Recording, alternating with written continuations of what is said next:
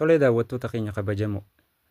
Tookiniilee Hamister Kombaatiin nu kan akkamitti gara waaleetii keenyarraa gara maallaqa birriitti yookaan doolaaraatti akkamitti Hamister jijjiirranna. Fakkeenyaaf Hamistariin kanna inni doolaara jijjiiruu qabna.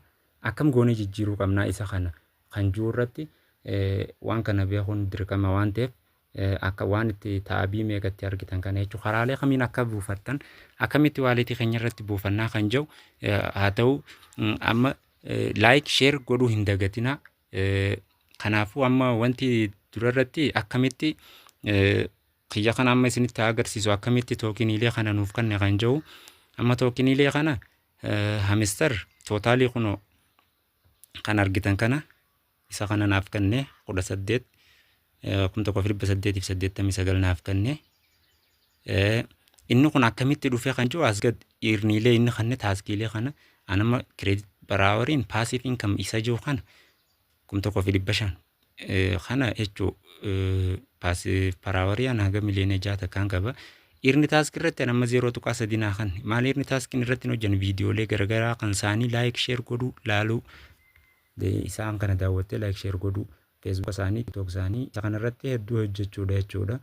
Kuni irni taaskiin namoota irra hojjeteef wanta kana friendii irratti nama 56 namoota ati invite gootee si jala linkii keetiin seensan jechuu gatii kana siif kanna achievementiilee wannoota inni hojjetaa jira kan hunda steppii hunda kan raawwattee jechuudha.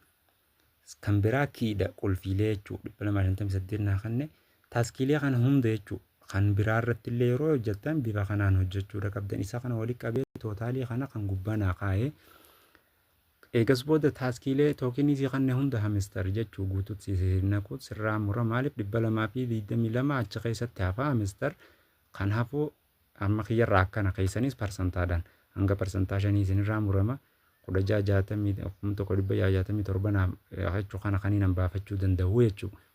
Keessanis akkasitti parsantaadhaan waan isinirraa muruu qabaa jechuudha. Kan hafe kana ammoo asiin hafe jechuu miti.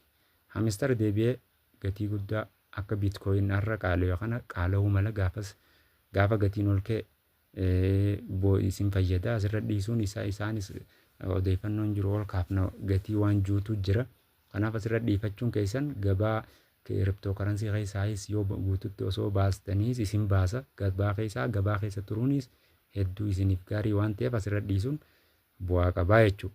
Kan biraa akkamitti withdraw goona kayni claim goonu kan akkamitti withdraw goona wantichi jirra kan jiru doolaaratti yookaan waaleetii keenya irratti akkamitti goona kan jiru kan jalaa kanarratti jechuudha. Claim jeenuu fida kana claim goona erga kudha amma jechuudha kiyyarra 1,660 kanaan claim godha kanaatitu gara doolaaraan na jijjiirama.